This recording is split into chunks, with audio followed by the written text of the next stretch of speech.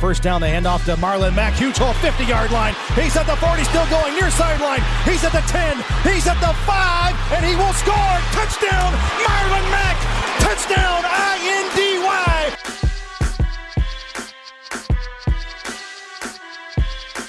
And again, it's picked up. It's Darius Leonard. Leonard with his second INT, and he's streaking down the near sideline. He's at the 40. He's at the 30. He's at the 20. He's going to go. A pick six for the Maniac. Horseshoe is back, baby. The horseshoe is back. Welcome back to another episode of the Bring the Juice podcast. We've already looked at the entire offense. We've looked at the defensive line, breaking down the defensive tackles and defensive end position. You guys, Derek and Andrew, looked at the linebackers a few days ago, and now we're going to shift to the secondary, and we're going to break it down starting here today, looking at the cornerback group, and then the next episode we'll look at the safety group, and then we'll finish out our look in this series at all the positions on the Colts by finishing out looking at different players on special teams. We'll kind of just do a combined there episode for that. So, like I mentioned today, we are looking at the cornerback group. And Derek, I think it's fair to say this group has a lot of question marks, probably the most unknown, if you will, out of any of these position groups as far as, just what you're going to get. Because honestly, you could get, really, really high play, and you could get some not so high play. You get, maybe some reasons why your defense isn't, a top 10 unit. This unit could be a big factor in that. And so I wanted to start here by looking at some guys who I would say, have been on this roster more than just this year. And then we'll talk about some of the new additions. And we'll just go from there. And so I think the first guy that we can start talking about is Kenny Moore. He's a guy, undrafted free agent out of Valdosta State a few years ago. Really crazy story, just how the Colts got Kenny Moore, because, you just kind of think about what Chris Ballard looks for in corners. I mean, Kenny Moore's only 5'9", 190 pounds. I mean, Chris Ballard's normally looking for 6 foot or over corners. I mean, you look at a guy like Rocky Sin, 6 foot, 192, but you throw in a guy like Kenny Moore, and he has really thrived since he came here in Indianapolis. I actually remember I went to one of the games, one of Kenny Moore's first games starting in that 2017 season. It was a Thursday night game against the Denver Broncos. Now, a terrible game. The Colts ultimately got beat by Brock Osweiler again for some reason. But Kenny Moore, I believe, had an interception in that game. He played very well. And that was just kind of the little start and a little taste into, kind of the playmaker that we've seen Kenny Moore be. Derek, give me your thoughts on a guy like Kenny Moore, fantastic player in his own right, undersized, but he certainly doesn't play like it. Yeah, I mean, Kenny Moore is just a phenomenal player for everything that he's had to go through these last few years, and, his journey to get to be where he is now. I mean, for a guy his size, nothing is given. Everything is hard work. You can't get to his level of play with his size without some kind of very good hard work, because that's just ultimately what Kenny Moore is. I mean, playing at the highest level of slot corners in the NFL, and yet somehow, some way, never gets talked about. It is quite phenomenal just how many times people forget that Kenny Moore, by the numbers, is the best slot corner in football. Yes, better than Chris Harris Jr. and a bunch of other guys. He is the best slot corner in football. And that's ultimately why we love Kenny Moore. I mean, and not to mention, he's still young, he's still got, but he's got a lot of experience left within him. And I mean, good Lord, Kenny Moore, what more can you say about this guy? He just makes plays all over the field. And when he's not in the game, that's when our defense, our secondary really struggles. It was always a thing, like we were talking about when Kenny Moore and Pierre Desir missed time.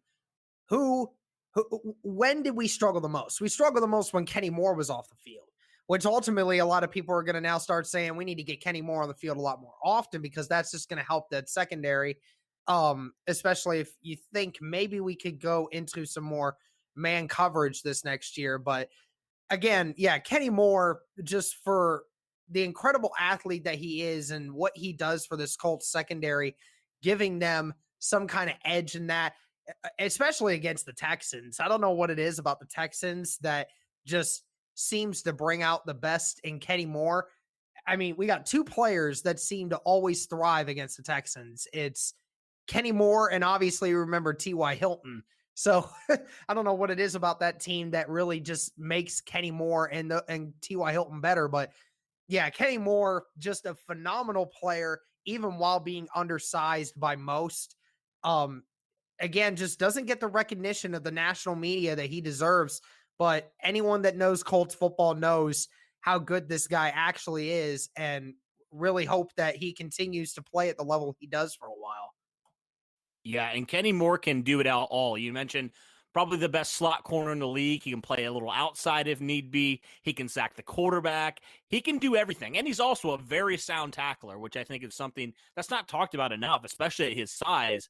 He's a guy that's not afraid to come up and tackle. I would argue he's the best defensive back in terms of tackling as well. So all around, just a great player, a great find for Chris Ballard and company. Crazy to think that he could have been a New England Patriot. Like, that would have just been, it'd be frustrating, especially seeing how great Kenny Moore is now. But, very thankful that Kenny Moore is an Indianapolis Colt. He certainly has earned every penny of that contract extension the Colts gave him. And it's awesome to see now Kenny Moore continuing to thrive now, entering now year 4. It's kind of crazy to think year 3 with the Colts, year 4 in the league. Kenny Moore, man, he's just a phenomenal player, great find, and certainly going to be interesting. And I wanted to kind of talk about, the next guy on our list. You mentioned the Colts going to man coverage. Well, here's a guy that would really thrive in that role, and that's a guy last year the Colts drafted the second round, their first pick in the second round out of Temple, Rock Ya-Sin, 6 foot, 192. He's only 24 years old, and crazy. He's actually born the same month that I'm born, and we're the same age. So absolutely wild to think that I'm a little bit older than Rock Ya-Sin, but he's very interesting to me because he kind of started the season, kind of as a rookie, really thrown into the fire right away, especially with some of those injuries to some of the corners. Rock Ya-Sin really came in, kind of trial by fire a little bit. Struggled at the beginning of the year, especially pointing to that Denver Broncos game where he had to line up against one of the best receivers in the game in Cortland Sutton, and very, very much struggled in that game, but continued to develop and honestly had a really nice stretch there at the end of the year.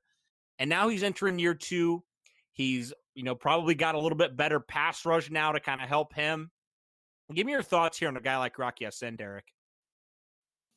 Well, the number one thing I absolutely love about Rock Ya-Sin is his football mentality. Guys like Kenny Moore and even guys like Darius Leonard, who have nothing to do with the coverage scheme of things, have, mentioned to reporters and a lot of other people that, Rock Ya-Sin takes everything so seriously on the football field. Now, a lot of players have had to tell him, like, look, you got to understand, you're going to get burned at times. It's going to happen. Everybody has it. Even the best corners get roasted sometimes. But but what you love about that is that Rock Ya-Sin cares. He cares about what happens on the field, and he wants to make that difference. That is the great thing about Rock Ya-Sin. That's just something you can't teach in a player, to really want to have that killer mentality, to want to go out there every Sunday and dominate. And, like we all said, first half of the year was obviously a turning point for him. He just wasn't quite where we expected him or wanted him to be.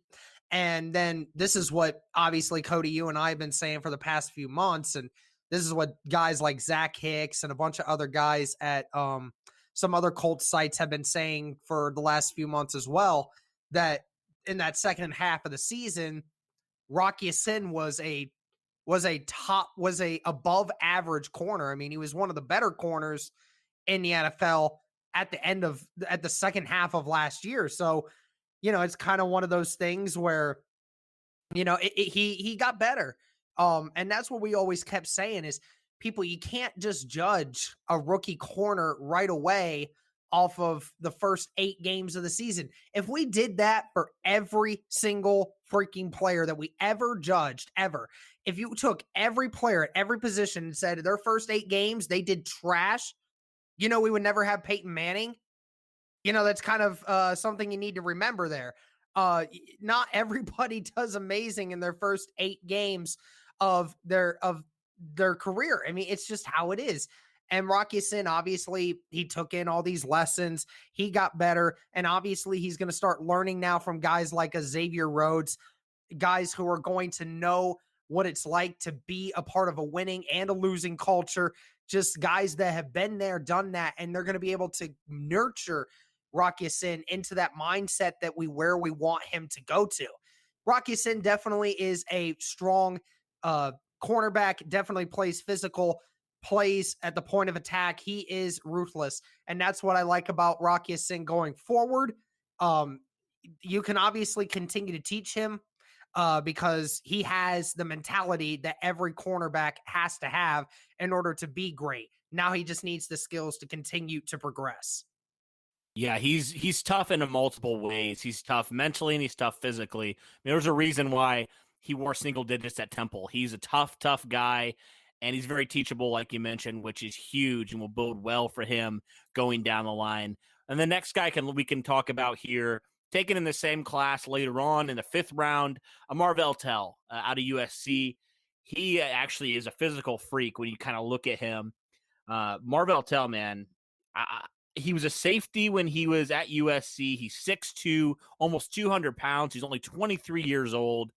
He has a lot of those physical tools that you really like in Marvell Tell. And honestly, he didn't see the field a ton in 2019, but I feel like when he did, he was actually pretty decent out there.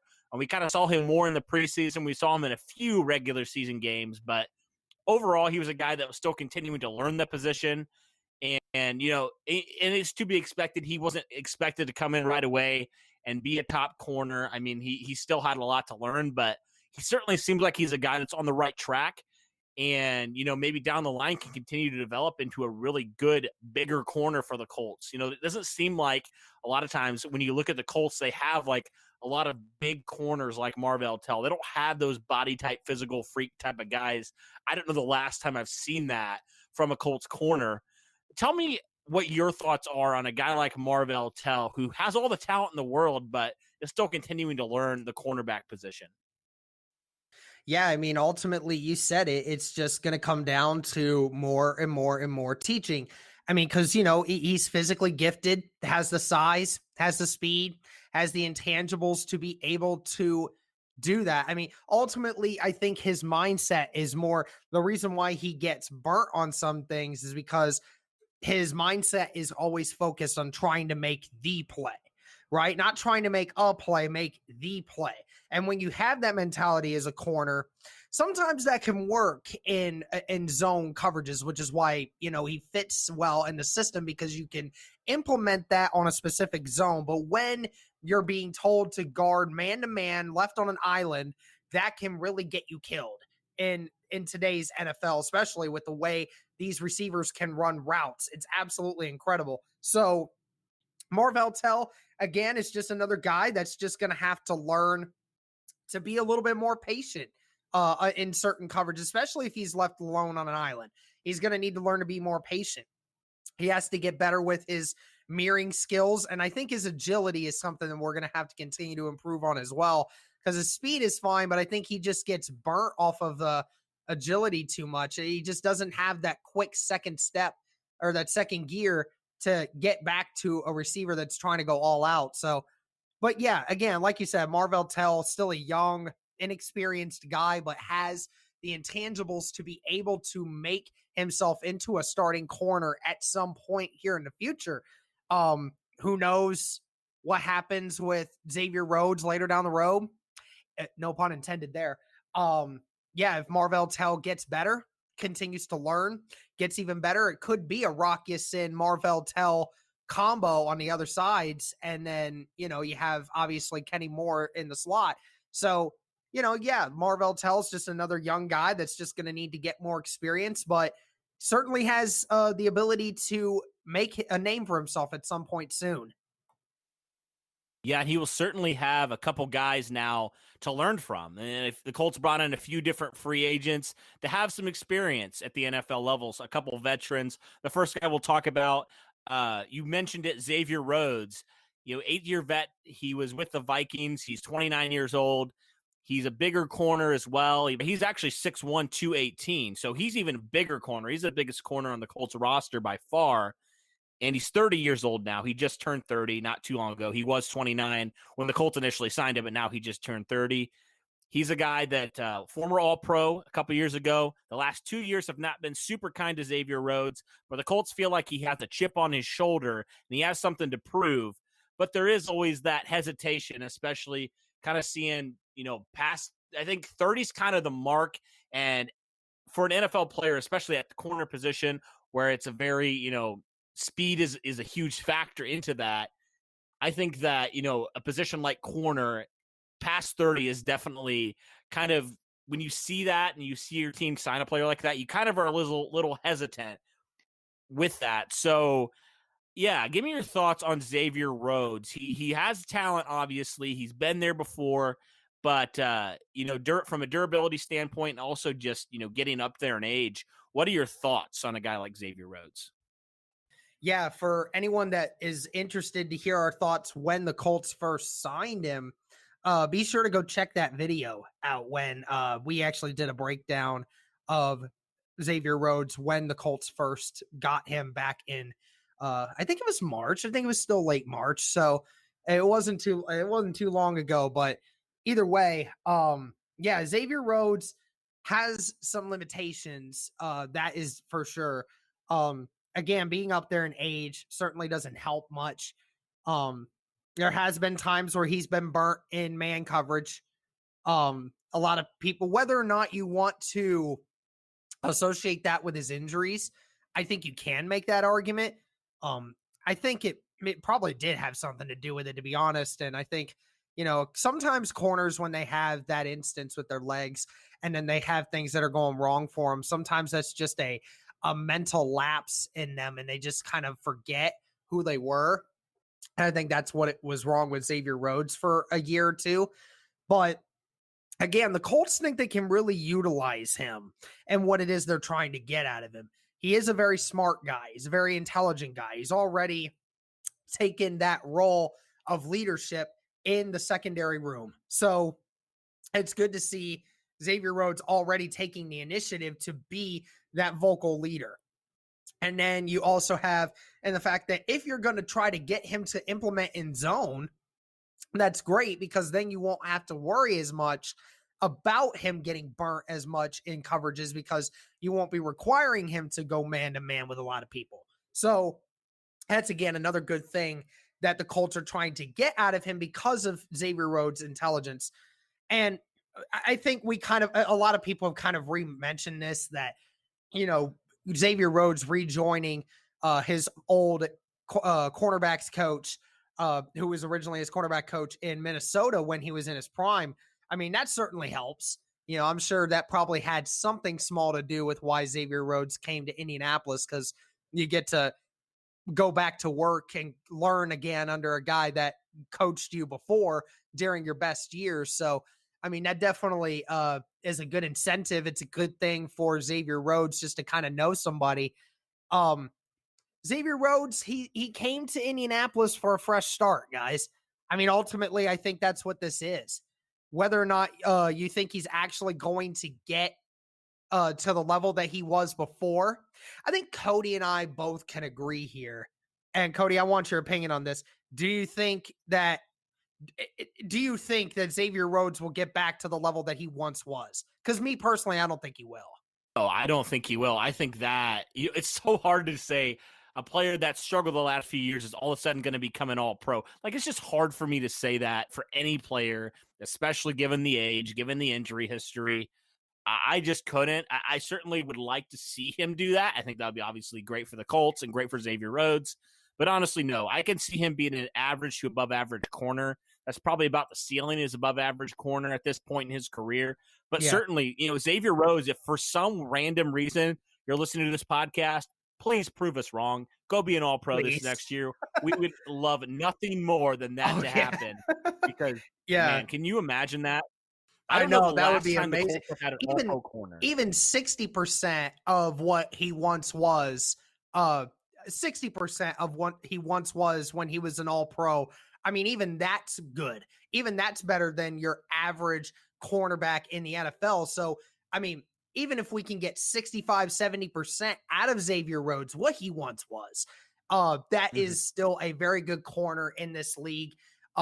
Like I said, guys, a fresh start for Xavier Rhodes. He certainly seems to be fitting in really well.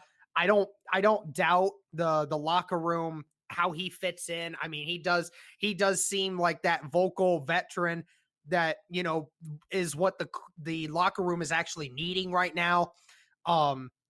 You know, Ballard kind of talked, he didn't necessarily always mean the big name veterans. Xavier Rhodes over the last few years has not been the name that everyone remembers him by, but you do remember Xavier Rhodes' name. You do remember what he once was. So you remember his name, you remember his legacy. You have respect for him because of what he was in this league and what he can still be, even at 30 years old. I mean, because corners can still play in their 30s, man. There's been a few guys that have been able to do that. So again, whatever we get out of Xavier Rhodes, as long as he can stay healthy and be the leader that we need him to be, that's just going to help this secondary so much more.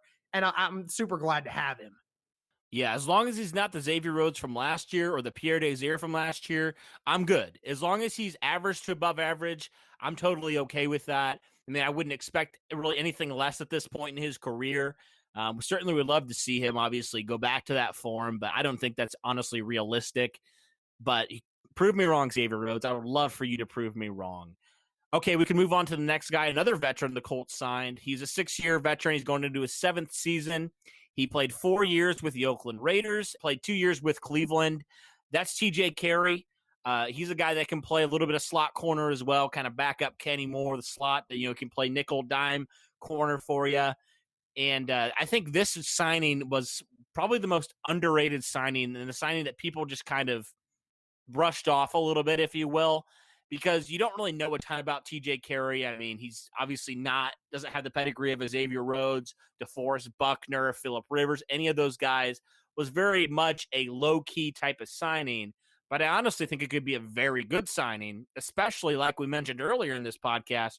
When Kenny Moore went down last year, the Colts had no answers at the slot corner position. They had nobody that even came remotely close to being good in the slot. So you throw in a guy like TJ Carrie, who's always been a solid player, and if Kenny Moore, for some reason, misses a game or two, you have a little bit of insurance there. And I think that is huge. And he's also not a bad corner. I mean, he's 29 years old, so he's getting up there in age as well. But he's a guy that I think you only signed him to a 1-year deal. So next year, he probably won't be on the roster, especially as some of those guys we already mentioned, some of those younger corners step it up. But I think it's a good insurance plan in case maybe some of those younger guys aren't quite ready to make that leap or just need more time to develop, whatever it is.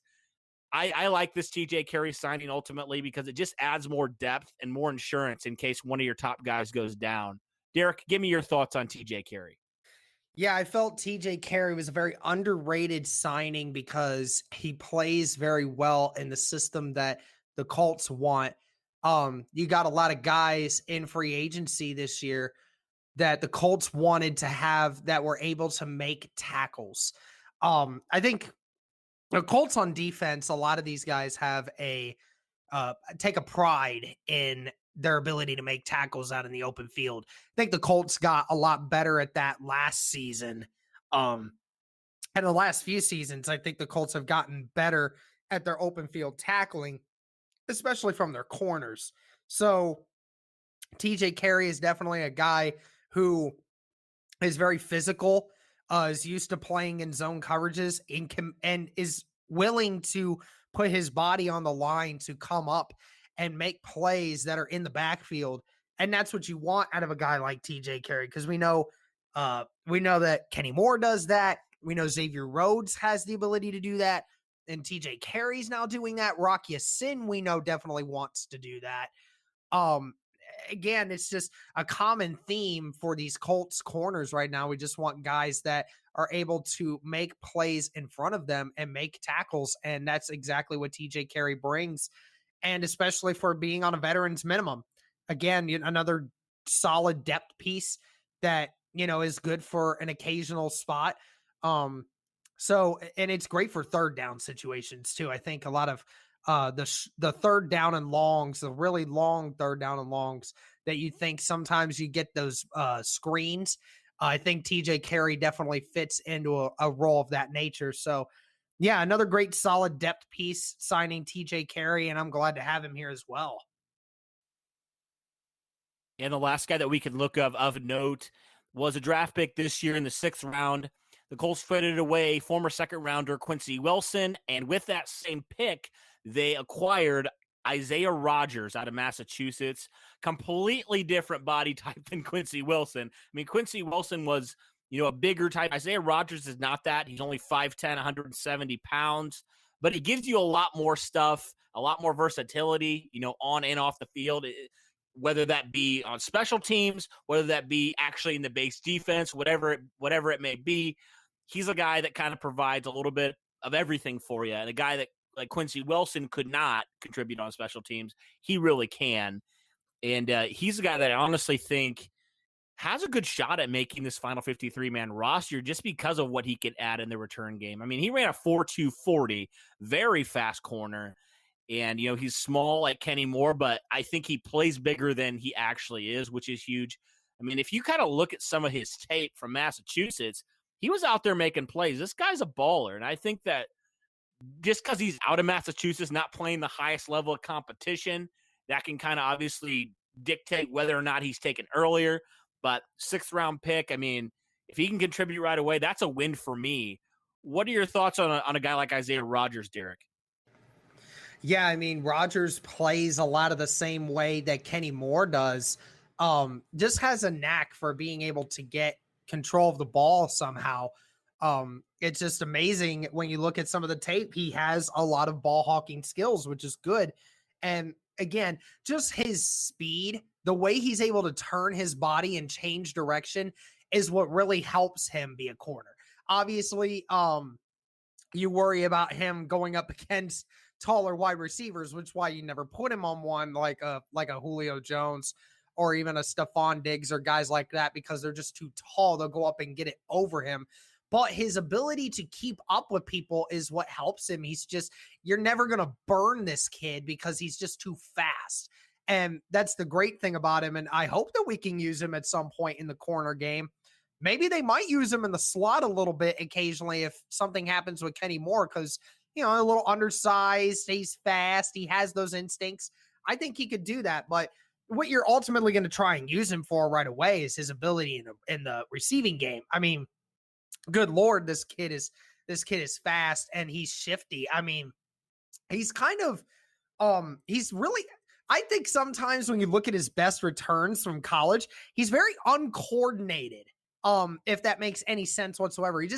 The way he runs just makes it look like it wasn't really a run, and then he just breaks something and then just somehow just gets out into the open, and then that speed is just a killer. I mean, he just makes plays happen somehow, some way. It just works that way. So again, Xavier Rhodes, I'm really glad we got Xavier Rhodes in the 6th round. Again, a smaller corner, but a guy that has the speed and the ability to stick with receivers is great. And the ability of what he can do in the return game for special teams is very valuable as well. So Colts again are getting another guy that we think can be used very well in the special teams and for depth purposes. So I like this pick a lot. Yeah, I think initially I didn't really know what to think because you always see a smaller corner, and I don't know about you, but I'm always like, I don't know how to feel about guys that aren't, at least close to 6 foot. But yeah, he's a guy that I think has a lot of those elite athleticism, elite ball hawking skills that you're going to really love to see. And also, he's pretty good at returning kicks and punts as well. So that'll certainly bode him well. But this group is just so interesting because there's so much unknown at this point. I mean, you think you know what you got in Rock Ya-Sin. You obviously know what you got in Kenny Moore. You think maybe Xavier Rhodes has a better year than he did last year, but you just don't know. It could go, completely great, and all these guys could play super well, but it could also go the complete opposite. And so this group is certainly a wild card to me. Ultimately, I think if this group plays well, the Colts are going to be in the playoffs, or at least in playoff contention this next year. But if this group is struggling like they did last year at times, I think this group could be the reason why. This could be really the Achilles heel to why the Colts maybe are sitting out of the playoffs. I mean, ultimately, I think this group has that much scale of being really good and really bad. What are your thoughts, Derek, on kind of where do you sit, I guess, on this corner group? Because I'm kind of like not sure at this point. Yeah, it is very difficult to know what's going to happen with this corner group going forward. But I will say this. We have talked a lot about, with the additions of DeForest Buckner and Sheldon Day, Grover Stewart getting better, and the plethora of different options we have on the defensive end going forward. I feel this defensive line group is going to get a little better, and that is going to help the secondary a little bit. How much it helps, I don't know. I don't know how much in the long run it's going to help, but I do know it will help a little bit. So I can guarantee you that whatever we were ranked at in the secondary last year, expect them to move up a few positions this year. How much of them, I don't know, but they are going to improve just because of that defensive line group alone. So I do like this position group going forward. It's going to be difficult at first, but I like the direction that Rock Ya-Sin is headed in. I like the addition of Xavier Rhodes, who obviously is a veteran leader, adding TJ Carrie, Isaiah Rodgers, Kenny Moore coming back, being the guy that he is. I have faith in the secondary moving forward. Yeah. Well, guys, let us know what your thoughts are on this cornerback group. Like, are you kind of like me? Or are you kind of like not sure? Or are you more like have more confidence like Derek does? Let us know in the comments your thoughts on this secondary. Your thoughts on Xavier Rhodes. Do you think he could potentially get back to that all-pro form, or could he get relatively close to that? Your thoughts on all these guys. We'd love to hear them in the comments. But for Derek and myself, thank you guys for listening. We appreciate your support so much. And as always, go Colts.